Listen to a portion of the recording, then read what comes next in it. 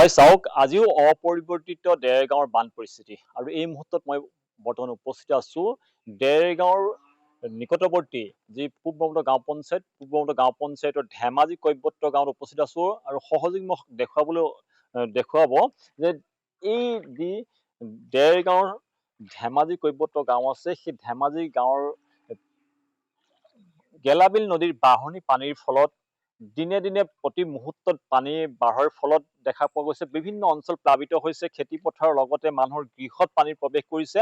কিন্তু এই পৰ্যন্ত চৰকাৰীভাৱে যি লোকসকলক উদ্ধাৰ অভিযান অথবা যি পশুধন আছে, পশুধনৰ খাদ্য সামগ্ৰীৰ যোগানকে ধৰি যিসকল লোক আছে, লোকসকলৰ নিৰাপত্তা খাদ্য সামগ্ৰী যোগান ধৰাৰ ক্ষেত্ৰত কিন্তু চৰকাৰ ব্যৰ্থ হৈছে বুলি তেখেতসকলে অভিযোগ উত্থাপিত হৈছে।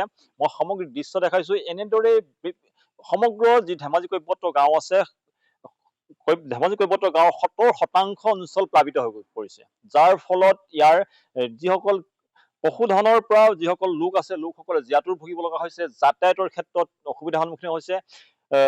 লগতে ইয়াৰ যিসকল ৰোগীয়া লোক আছে, ৰোগীয়া লোকসকললৈ চিন্তিত হৈ পৰিছে গাঁওবাসী। মই লোক আছে, কথা পাতিবলৈ চেষ্টা কৰিম। যিহেতু দেখা পোৱা গৈছে এই গেলাবিল নদীৰ বাঢ়নি পানীৰ ফলত প্লাবিত হৈ পৰিছে ধেমাজি কৈৱত্ৰ গাঁৱৰ লগতে ডেৰগাঁও সমষ্টিৰ বিভিন্ন অঞ্চল। এই কেনেদৰে পৰিস্থিতিৰ সন্মুখীন হ'ব লগা হৈছে আপোনালোকৰ? পৰিস্থিতি একেবাৰে ভয়াৱহ, মানে পানীত হাঁহ নচৰা অৱস্থা বুলি কয়। আপোনালোকে দেখিছেই, এইফালে গৰু ছাগলীৰ পৰা ধৰি খেতি পথাৰৰ পৰা ধৰি এভৰিথিং, সকলো বস্তু মানে চব ডুবি গৈছে। আৰু অসুবিধা হৈছে বিশেষকৈ আমাৰ এই ৰাস্তাটোত যাতায়াতৰ অসুবিধা। চৰকাৰী ক্ষেত্ৰত আপোনালোকৰ কিবা সহায় হৈছে? একো এতিয়ালৈকে বৰ্তমান আমি সহায় সহযোগ পোৱা নাই। আৰু পানী বাঢ়ি আছে। আজি 4 দিন হৈ গ'ল, কণ্টিনিউ পানী বাঢ়ি আছে। আৰু অলপ পিছত হয়তো ভিতৰ সোমাই যাবলৈ আছে। এতিয়া আপোনালোকে দেখিছে, ভিতৰ সোমাবলৈ বহুত লোকৰ বাসগৃহত সোমাইছে। এইফালেও গাঁওখনতো গোটেই ডুবিয়েই, এইফালেও হৈছে বিশেষকৈ খেতি পথাৰৰ মাটিটো।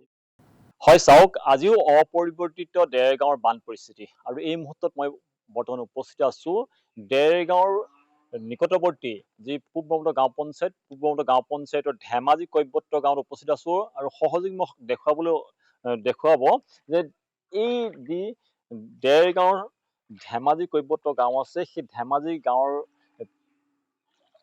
গেলাবিল নদীৰ বাঢ়নি পানীৰ ফলত দিনে দিনে প্ৰতি মুহূৰ্তত পানী বাঢ়ৰ ফলত দেখা পোৱা গৈছে বিভিন্ন অঞ্চল প্লাবিত হৈছে, খেতি পথাৰৰ লগতে মানুহৰ গৃহত পানীৰ প্ৰৱেশ কৰিছে। কিন্তু এই পৰ্যন্ত চৰকাৰীভাৱে যি লোকসকলক উদ্ধাৰ অভিযান অথবা যি পশুধন আছে, পশুধনৰ খাদ্য সামগ্ৰীৰ যোগানকে ধৰি যিসকল লোক আছে, লোকসকলৰ নিৰাপত্তা খাদ্য সামগ্ৰী যোগান ধৰাৰ ক্ষেত্ৰত কিন্তু চৰকাৰ ব্যৰ্থ হৈছে বুলি তেখেতসকলে অভিযোগ উত্থাপিত হৈছে। মই সামগ্ৰিক দৃশ্য দেখাইছো। এনেদৰে সমগ্ৰ যি ধেমাজি কৈৱত্ৰ গাঁও আছে, ধেমাজি কৈৱত্ৰ গাঁৱৰ ৭০% অঞ্চল প্লাবিত হৈ পৰিছে, যাৰ ফলত ইয়াৰ যিসকল পশুধনৰ পৰা যিসকল লোক আছে, লোকসকলে জীয়াতুৰ ভুগিব লগা হৈছে, যাতায়াতৰ ক্ষেত্ৰত অসুবিধাৰ সন্মুখীন হৈছে। লগতে ইয়াৰ যিসকল ৰোগীয়া লোক আছে, ৰোগীয়া লোকসকললৈ চিন্তিত হৈ পৰিছে গাঁওবাসী। মই লোক আছে, কথা পাতিবলৈ চেষ্টা কৰিম। যিহেতু দেখা পোৱা গৈছে এই গেলাবিল নদীৰ বাঢ়নি পানীৰ ফলত প্লাবিত হৈ পৰিছে ধেমাজি কৈৱত্ৰ গাঁৱৰ লগতে ডেৰগাঁও সমষ্টিৰ বিভিন্ন অঞ্চল।